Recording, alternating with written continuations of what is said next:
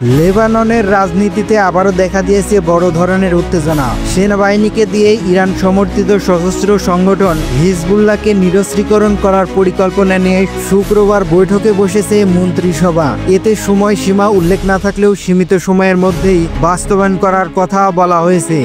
পরিকল্পনার বিস্তারিত রাখা হয়েছে গোপন, তবে এই পদক্ষেপ ঘিরে দেশটির অভ্যন্তরে তীব্র মতবিরোধ শুরু হয়েছে।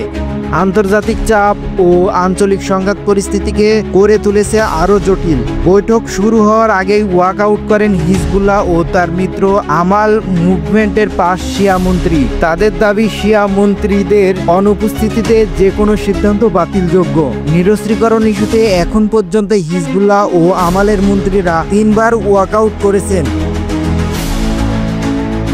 বছরের শেষ নাগাদ হিজবুল্লাহকে নিরস্ত্রীকরণের একটি পরিকল্পনা তৈরি করতে গেল আগস্ট লেবানন সরকার সেনাবাহিনীকে নির্দেশ দেয়। যুক্তরাষ্ট্রের প্রচণ্ড চাপ ও ইসরায়েলের বাড়তে থাকা হামলার প্রেক্ষাপটে এই সিদ্ধান্ত নেওয়া।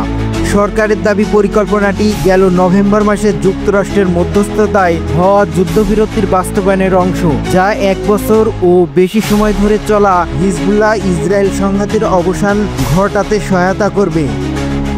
তবে হিজবুল্লাহ বলছে এই উদ্যোগ যুক্তরাষ্ট্র ও ইসরায়েলের স্বার্থে নেওয়া দেশবিরোধী সিদ্ধান্ত। গেল বুধবার তারা সরকারকে এই পদক্ষেপ প্রত্যাহার করার আহ্বান জানায়। মন্ত্রিসভার সিদ্ধান্ত রাষ্ট্রদ্রোহী ও জাতীয় স্বার্থের পরিপন্থী। অস্ত্র ছাড়বে না তার এ ধরনের উদ্যোগ গৃহযুদ্ধের ঝুঁকি বাড়তে পারে। হিজবুল্লাহর অস্ত্র ইস্যু এখন লেবাননের রাজনৈতিক দ্বন্দ্বের কেন্দ্রবিন্দু। সেনাবাহিনীর পরিকল্পনা কতটুকু বাস্তবায়নযোগ্য তা নির্ভর করছে আঞ্চলিক সংঘাত ও আন্তর্জাতিক চাপের উপর।